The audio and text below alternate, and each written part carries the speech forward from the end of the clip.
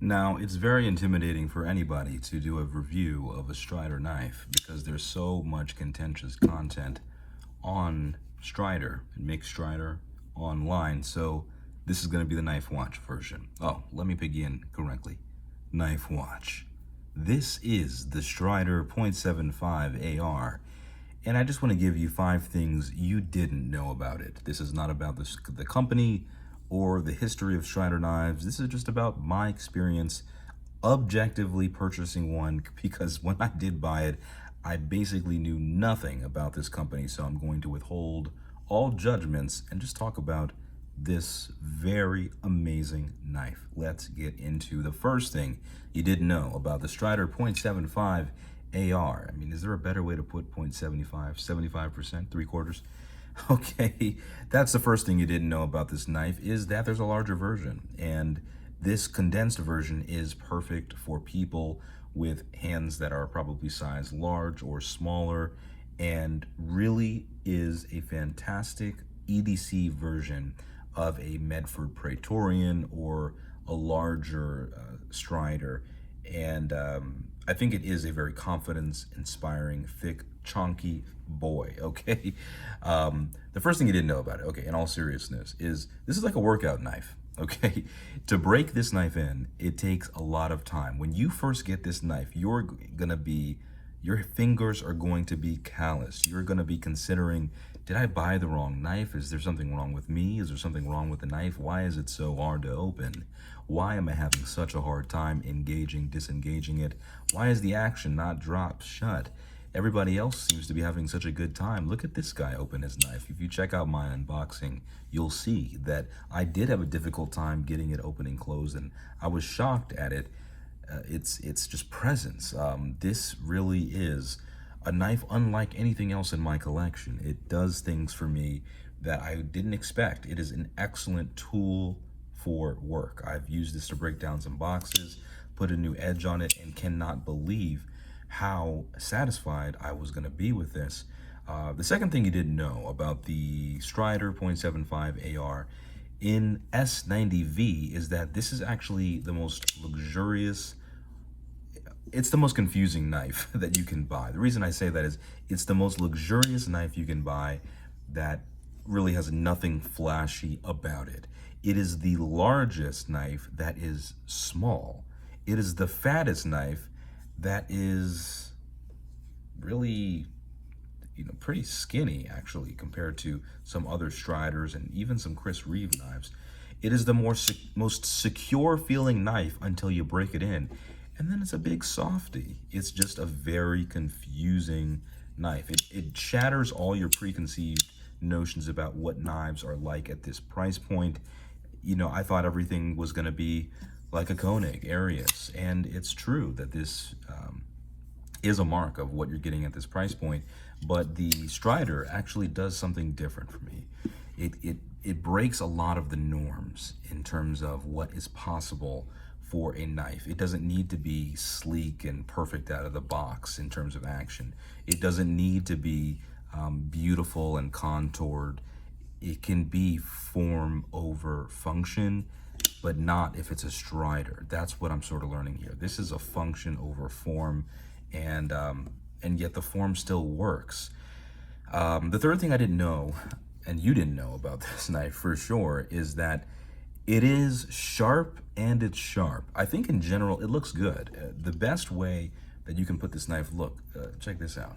Doesn't that look nice? I think this really is a beautiful silhouette here. This is a really cool shape. It really looks cool here, right?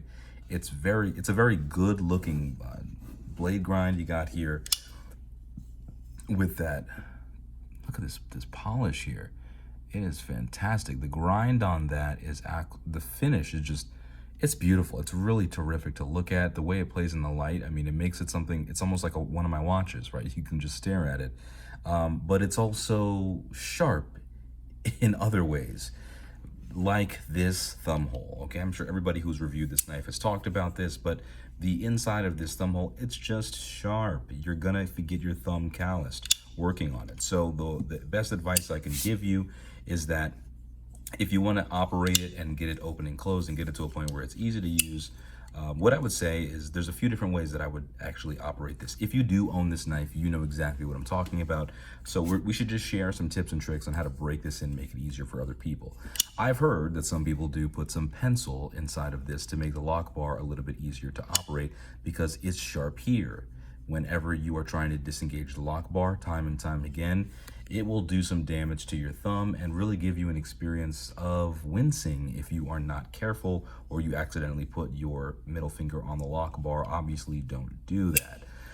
But it is still sharp to disengage. It just is. Some people try to, grind it down or maybe use some sort of, whether it be a good idea or not to sand it. I don't know what you would do, but I just left it the way it is and I just waited till my thumb got calloused. So you really have to not put this down to break it in. So the other thing that's sharp about this knife is obviously the jimping. It's sharp. When you put your hand right here and you put your thumb up here to really get locked in here, it's not going anywhere. Your thumb is under the control of the jimping of this knife, flat out, straight up, period. It is just really sharp. And I was wondering, what is that about? But that leads me to my fourth thing about this knife, and it adds to the allure and confusion of it. It's actually got some things that really did surprise me.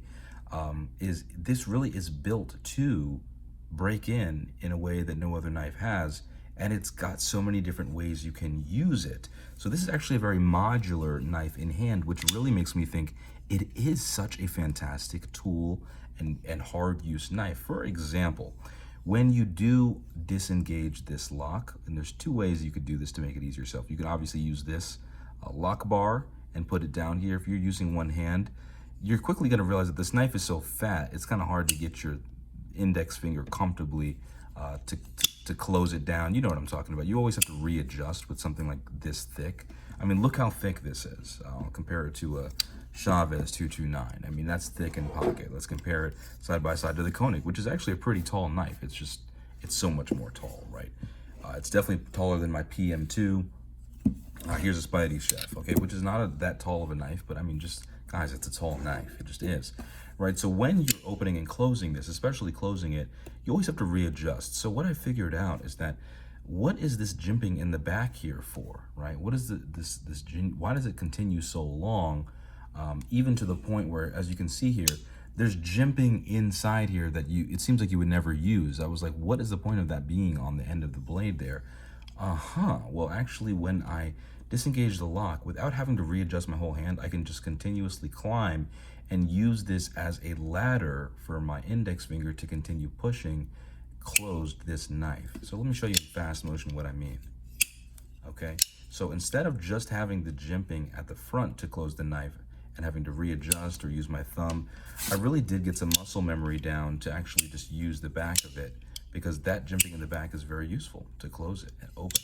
Another way that you can close it if you are getting some pain in your thumb is to, I know this sounds crazy, like why would you buy a painful knife? Once it breaks in, it's delicious. It's got a glassy action now that rivals a Chris Reeve. But the other way that you can disengage the lock is to use your index finger, okay? Like so.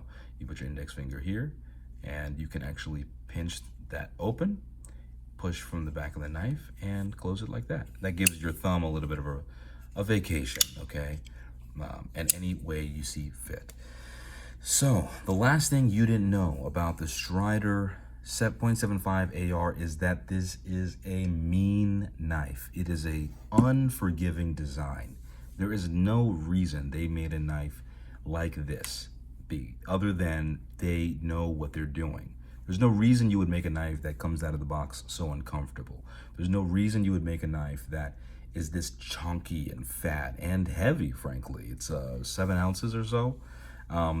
And there's no reason you would do it other than it's mean. And by mean, I mean it means to do what it means to do, and that is work.